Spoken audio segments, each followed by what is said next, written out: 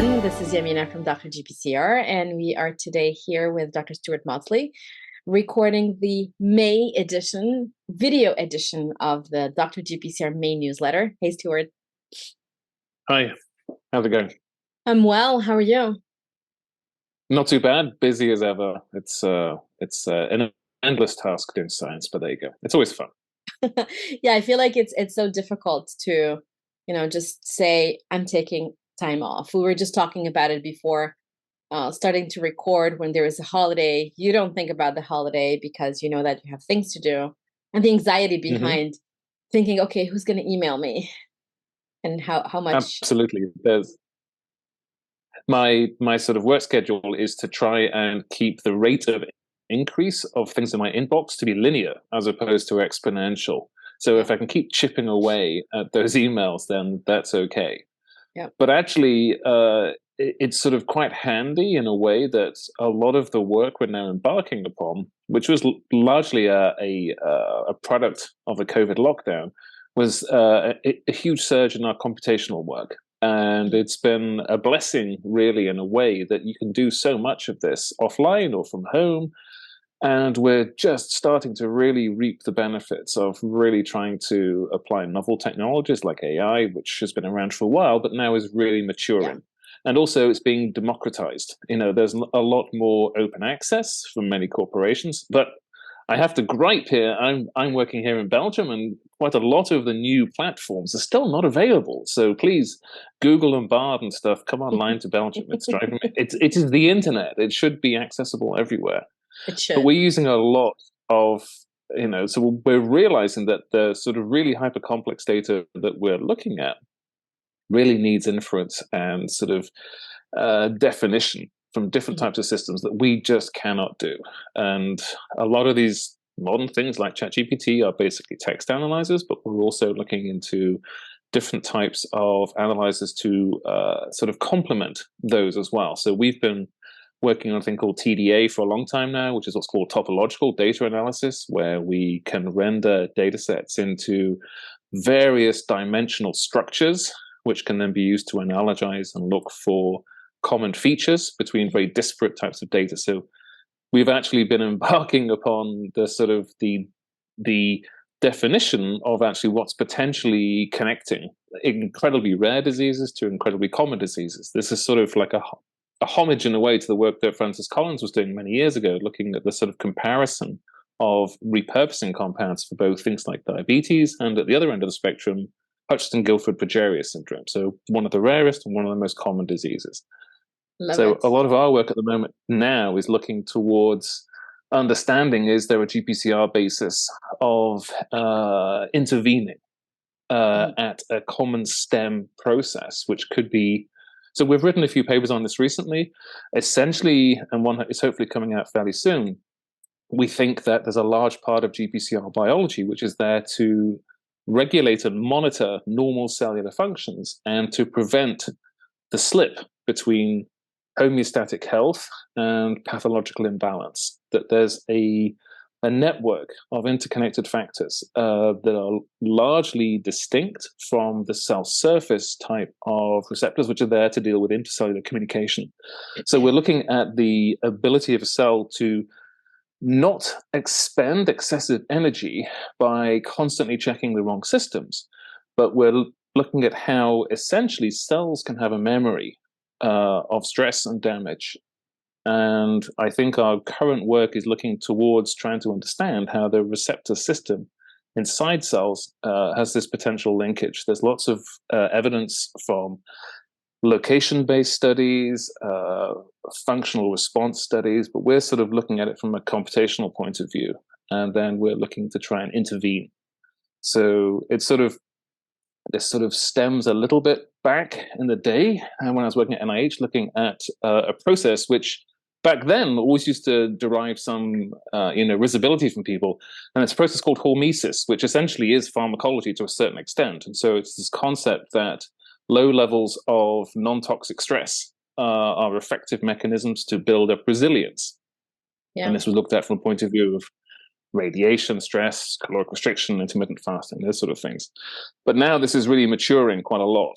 And this is potential interest with respect to most things in science is that the current crazy and insane theories often take 5 years to be washed through, done properly, and then become the status of Yeah. fact, essentially. And I think this hormetic process is gaining traction by sort of intersecting the stress response importance of GPCRs. And this is what I'll be talking about in the next symposium. That So was my we recently question. published a paper That's gonna be my question. looking So, into this. are you gonna be talking to us about this at the next symposium? And for those of you who have not seen it on social media and who have not received or looked at our emails on Friday, May 19th, we do have the second edition of the Dr. GPCR Symposia series.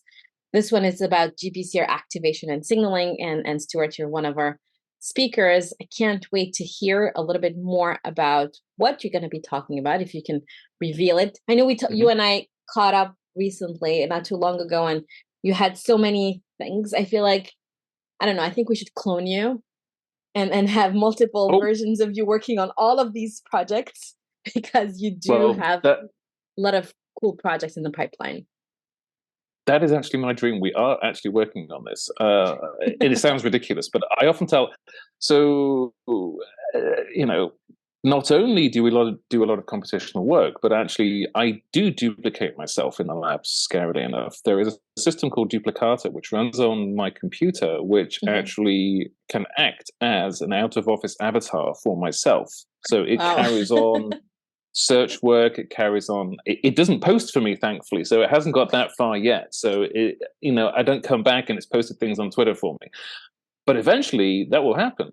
I have a sort of, with voice cloning, with AI generation of Yeah. images, it's what there's a component of what we are as scientists that is virtually digital now, and a lot of it exists, and a lot of it can actually be maintained. So I work in the aging field, and there's a large proportion of aging field called transhumanists who are interested in keeping people alive forever, and essentially, your digital essence potentially could be.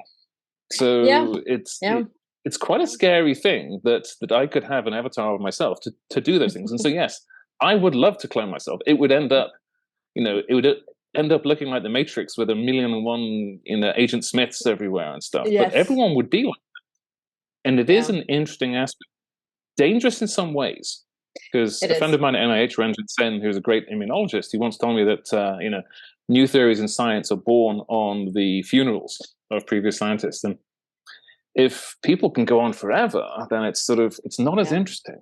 I'd like to say, yeah. So on Friday, I'll be talking a little bit about a receptor which seems to be, I think, a crucial part of this hormetic stress response network. That actually, I've been sort of formulating these concepts that actually this is, to me, what a lot of receptor function time could really be. That actually the rapid cell signaling that we're used to with respect to drug molecules and activation processes is one component, but there's another arm to what receptors do, and that is monitoring intracellular status with respect to stress and damage. And this is an important thing because I analogize it to a little bit a condition that you find in dementia is what's called default network activity. So normally a well-trained brain, when you're doing nothing, does very little. It doesn't expend any energy in a wasteful manner, but it increases dramatically when you need to do a function. I think it's the same with cell biology as well, in the fact that you need a low level of monitoring activity. The less monitoring you need to do, the less excessive chemical reactions are performing, the less energy you'll lose to entropy, and the slower you'll age, hopefully.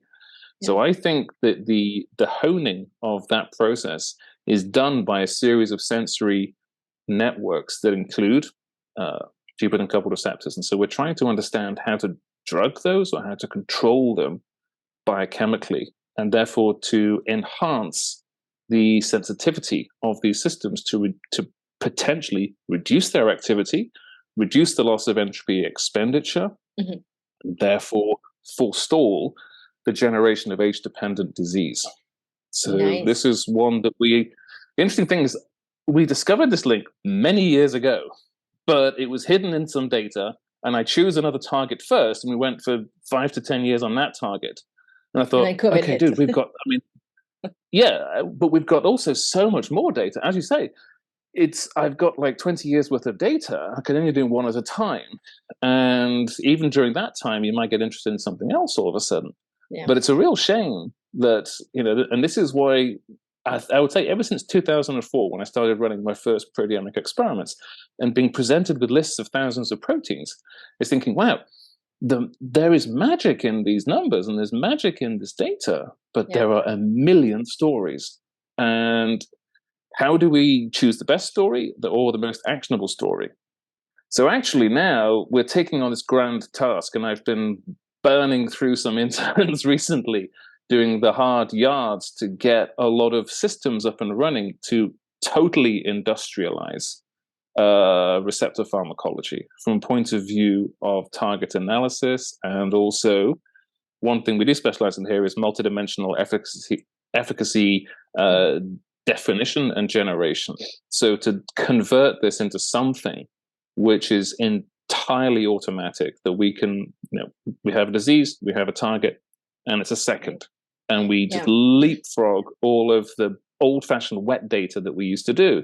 Mm-hmm. Because if you have this big ambition, you could never do it with wet data. I would need armies and armies and armies of people. And millions of dollars there. But maybe this could be a great conversation for maybe part of the Dr. GPCR University kind of a course that we're thinking of building, or a podcast episode, or maybe kind of an interactive session. I think this is, you hit on a very important topic when it comes to really industrializing drug discovery and better understanding GPCR biology. On Friday, I hope you can also join us the whole day, or at least part of the day, because in addition to your talk, we're going to be hearing from Oliver Hartley from Orion Biotechnology. We're going to be hearing from Gaspar Pandisekeres from University of Copenhagen, from David Gloriam's group. We're going to also hear from Ilana Kotliar. She is a freshly minted PhD from Tom Sackmar's lab at Rockefeller University. I was invited, I've met Ilana multiple times since I did my postdoc in Tom's lab, and I was happy to be invited to her thesis defense via Zoom. I wish I could have just drove down to New York. And then we're also going to have a talk about using toxins and venoms as therapeutics from Dr. Nicolas Gilles. Then we have Shivani Sajdev from NIH, who's going to be here, Etienne Billard from McGill University, Sudha Shenoy from Duke, Paul Gasser from, and I forget the affiliation Paul has, but Paul is very much interested in signaling beyond the plasma membrane. He has a really cool, neat story that he's going to be sharing with us. And we're closing the day with Kavya Krishnakumar. She is a postdoc in Brian Kobilka's lab at Stanford. And Kavya has amazing presentation skills, fantastic data, and I really loved her uplifting way of presenting and personality at the summit in 2022 now. Cool. So I think it's going to be a really cool day. And we also have set aside 2 hours for networking and poster presentations. It's not late to submit posters. So if anyone on your team is interested in submitting a poster, actually it's not even, we don't even ask you to send in your poster. It's similar to the speaker form. It's just a short presentation, the title of your presentation, a short 1-minute video explainer as to what are you going to be talking about. And then we're exploring a new space because unfortunately Wonder, the virtual space that we've been using, went bankrupt and they stopped existing April 25th, which is, I think, a pity because I really like their platform. It is. And our team has been Googling and trying out multiple platforms. And I think we figured out which one we want to use. The name escapes me, but it looks like a little office space where you can sign up, put on your picture, and then people don't bump into each other. You can get closer to the person, and then this new window like this will open. So we're going to have 2 hours of that. That's nice. We'll see. Excellent. We'll see how that goes. And I'm hoping we're going to get more and more posters because there is time. And even if you have just a couple of slides, it's a great opportunity to just talk to people. Right. It I sounds like think a it's, fantastic lineup. I mean, it's really impressive. I mean, really nice and diverse, and lots of different sort of levels of people career-wise, and lots of different types of science. And that's the one thing I do like about the sort of the symposia is it's not just the same type of level talk, but yes. it's the broadest possible spectrum, and that's actually very rare to have. And it's a mission that I have, is to really democratize access to giving Mm-hmm. presentations. I think it's important. It doesn't have to be the PI with 30, 40, 50 years of experience that always has to present. And I don't like the idea of having, a student symposium or a trainee symposium. We're all scientists, we're all experts in what we do, Mm-hmm. and we should have the chance and the opportunity to present before and or after somebody who has decades of experience. And I don't know if you Mm. had a chance to join us last time in March. We also had this diversity in levels and in speakers from all across the world. And I think you couldn't tell who was if you didn't know the person or didn't Google the person, Sure. by the quality of the presentation and of the science, you couldn't tell who was the PI and who was the postdoc and who was the PhD student, which I think speaks a lot about our field in general. Yeah, it's a dangerous precedent to find out that actually that there's quality. There's quality, and this is the thing with lots of things is that, and often people like recruiters and stuff is that Yeah, they too often go to the usual suspects in the usual places, and they don't yeah, realize that actually quality can be everywhere. You don't yeah, have to be super famous, and all yeah, of us at some point started off being a very junior person with no history and no yeah, background, yeah, yeah, and but the quality of ideas, and especially this is what I look for and prize in students or employees, is I don't need them to have a background at GPCRs because I have a background at GPCRs. I need them to be creative and be disruptive and be out there to a certain extent. I want them to be adventurous because and it's you can see this with respect to platforms like GPT yeah, and stuff, is that yeah, the difference between us and machines is that we are unpredictable, and we're yes, not we can synthesize from existing data, but then our synthetic structure, our brain, is a mixture of yeah. both computational and emotional. And we're terrified of making that into a machine because it'll be HAL 9000 and it'll lock the door and say good night, Dave. That's it. So we don't Exactly. want to do that. So No, the best place totally. to do it is with a human intellect. So No, agreed. that creativity is one of those things that you can see even without years of experience. And so it's nice to have people challenge the dogmas, Yeah, and have a new perspective, and to prevent them getting too indoctrinated as years go on. That's the thing, is to be able to exactly. showcase early on when the ideas are super fresh. Yeah. No, agreed, agreed. One new thing that I forgot to mention is that now on our website we do have a menu at the top. So we have home symposia, the classified news, the podcast, and everything else. But most the other details can be found in the footer. The footer is very dense, but it's Mhm. separated into different sections. One section is only for Dr. GPCR, and the rest is for GPCR resources from the community. So anyone wanting to take a Mhm. look at these speakers and the anything that we do, they can now use the menu at the top. Speaking of speakers, as you know, we're continuing our tradition with recording podcast episodes, and everyone is Mhm. obviously welcome, just as welcome to present at the symposia.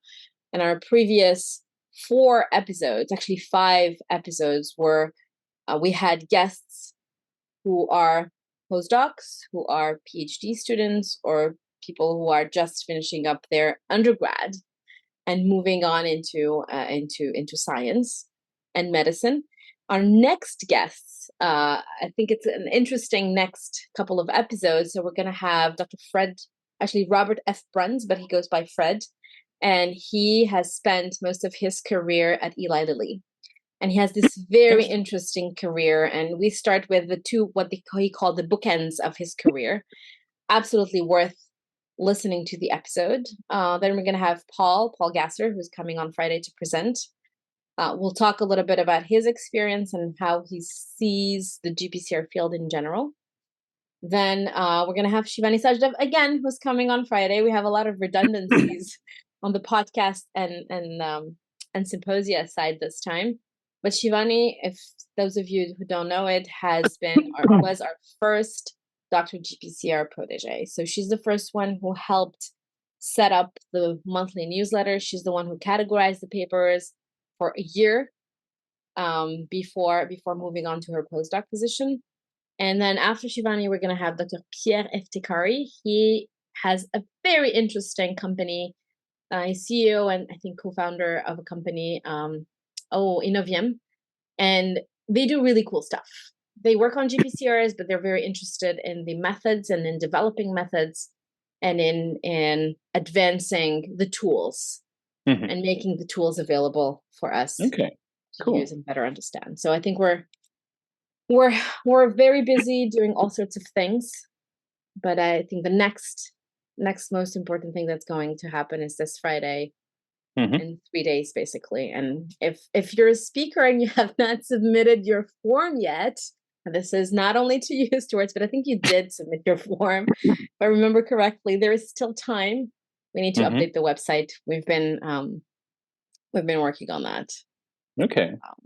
But that's the gist of our news.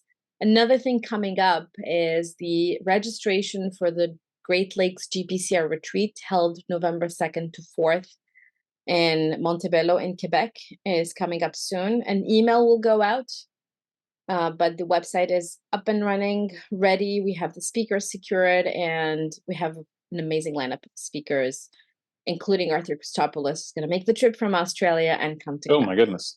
I've never met him, so I can't wait to meet him. I hear great things. So that's our news. Anything else from your end, Stuart, to share? Well, just to remind everyone to drop by the symposium this Friday. And it sounds, I mean, you don't have to listen to me, but everyone else sounds really fantastic. So hopefully it'll be a fascinating event and you'll learn tremendous amount in one go about so many different aspects of GPCR biology. So it's a tremendously worthwhile time to go. I think it's going to be fun. And after the May event, we have one in July. And the title escapes me, but I think it's about structural insight into GPCRs. So I came up with the title, so I should know. I should know this. But definitely, we're already looking for speakers. So if you have any suggestions or you'd like to speak, hello at drgpcr.com is the way to go.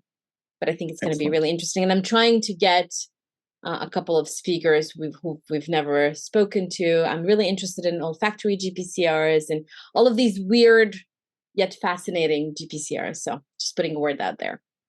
Excellent. All right. Well, with this, thank you, Stuart, for coming. Don't go anywhere. We're going to stop recording and let people wonder what we talk about after we stop recording. Okay. I like to teach. I've been doing this for a while now with podcast episodes, which I wonder how people are thinking about it. If it intrigues you, just drop us a line, and I'll be happy to tell you what we talk about in the members only section, as they say, so that we can't always. Okay. All right. Thank you, Stuart. No problems. Bye bye.